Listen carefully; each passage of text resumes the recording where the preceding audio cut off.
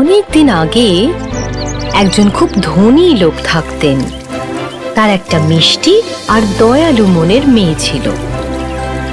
ভদ্রলোকের স্ত্রী মারা যাওয়ার পর আবার বিয়ে করেন, কিন্তু ভদ্রলোকের নতুন স্ত্রী আসলে খুবই ধূর্ত ও স্বার্থপর মহিলা ছিলেন।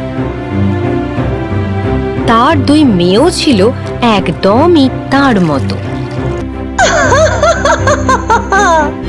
তোমার মুখে সব সময় ধুলো লেগে থাকে। আমরা তোমাকে সিন্ডারেলা বলে ডাকবো। সিন্ডারেলা।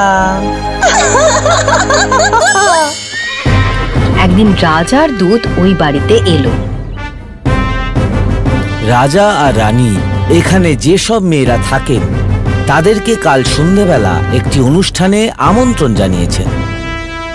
আশা করি উনি আমাকেই বেছে নেবেন সঙ্গী হিসেবে। অনুষ্ঠানে যাওয়ার জন্য সিন্ডারেলার সৎ মা দারুণ সব জামা আর জুতো কিনে আনলো তার নিজের দুই মেয়ের জন্য। মা, আমিও অনুষ্ঠানে নতুন কিছু পরে যেতে চাই।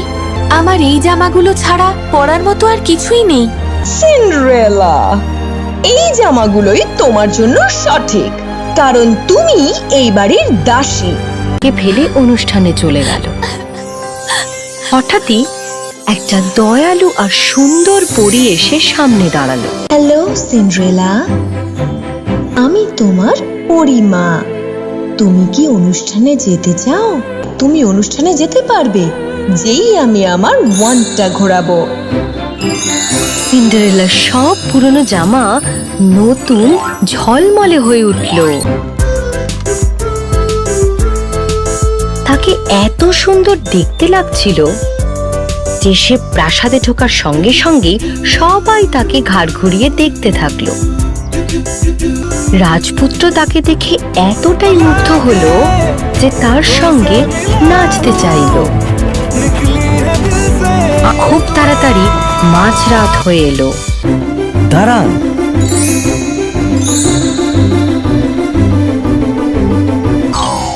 পরের দিন রাজদূত আবার আসেন।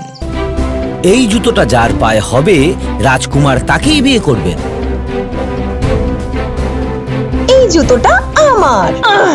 এটা আমার পায়ের পক্ষে বড্ড বড়। এটা আমার পায়ের পক্ষে বড্ড ছোট। আপনি কি এই জুতোটা দয়া করে পরে দেখবেন?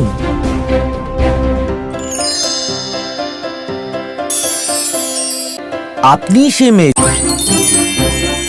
পরে সিন্ডারেলা আর রাজপুত্রের বিয়ে হয়ে গেল, আর তারা দুজন সবাইকে